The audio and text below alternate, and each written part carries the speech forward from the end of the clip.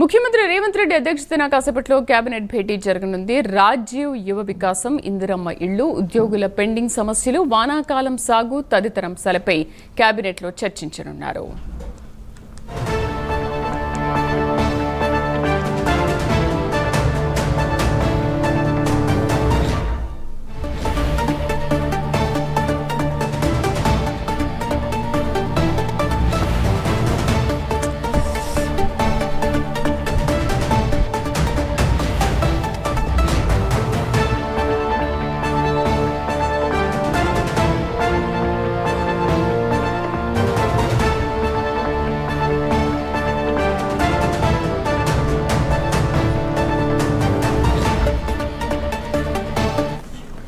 ముఖ్యమంత్రి రేవంత్ రెడ్డి అధ్యక్షతన మరి కాసేపట్లో కేబినెట్ భేటీ జరగనుంది. రాజీవ్ యువ వికాసం, ఇందిరమ్మ ఇళ్లు, ఉద్యోగుల పెండింగ్ సమస్యలు, వానాకాలం సాగు తదితర అంశాలపై కేబినెట్ లో చర్చించనున్నారు.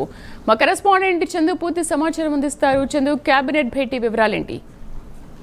ఇదేవి మరి కాసేపట్లో సచివాలయంలో సీఎం రేవంత్ రెడ్డి అధ్యక్షతన కేబినెట్ సమావేశం జరగనుంది. ప్రధానంగా రాజీవ్ యువ వికాసంతో పాటు వానాకాలం పంటలు, రైతు భరోసా, ఇందిరమ్మ ఇళ్లు, భూభారతి తదితర అంశాలపైన ప్రధానంగా చర్చించబోతున్నారు.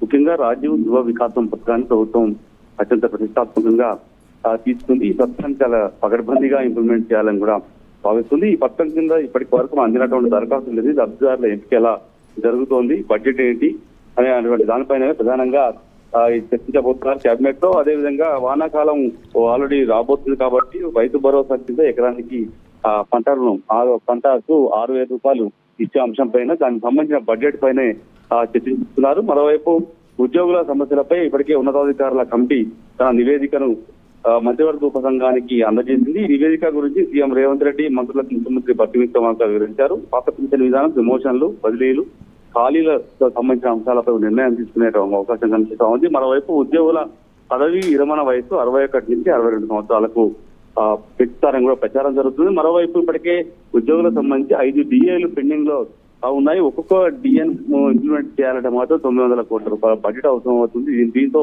5 డిఏ ఇవ్వాలంటే దాదాపు 5,000 కోట్లు కావాలి. కానీ ప్రస్తుతం రాష్ట్ర బడ్జెట్ ఏమంత ఆశాజనకంగా లేదు కాబట్టి ఒక డిఏతోనే ఉద్యోగుల సరికట్టాలని కూడా ప్రభుత్వం ప్రస్తుతం భావిస్తా ఉంది. ఈ రోజు కేబినెట్ లో దీని డెసిషన్ తీసుకునే అవకాశం కనిపిస్తుంది. ఇక మరోవైపు స్థానిక సంస్థల ఎన్నికలు నిర్వహించాలని కూడా ప్రభుత్వం భావిస్తుంది. అందుకు తగ్గ కసరత్తు కూడా ఇప్పటికే ఎన్నికల సంఘం మొదలుపెట్టింది.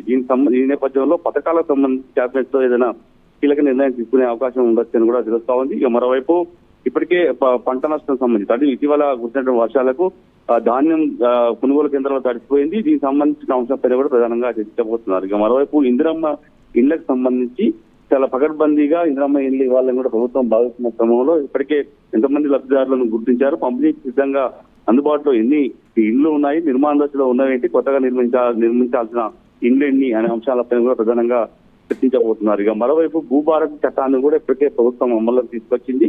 ఈ నేపథ్యంలో క్షేత్రస్థాయిలో భూ సమస్యలపై దరఖాస్తు చేసుకునేందుకు రాష్ట్ర వ్యాప్తంగా కూడా రెవెన్యూ సదస్సులు నిర్వహిస్తుంది. ఈ క్రమంలో ఇప్పటివరకు వచ్చినటువంటి దరఖాస్తులపైన ప్రధానంగా చర్చించబోతున్నారు. ఇక మరోవైపు ఏపీ ప్రభుత్వం గోదావరిపై ఇప్పటికే బనకచర్ల ప్రాజెక్టును కూడా నిర్మిస్తోంది.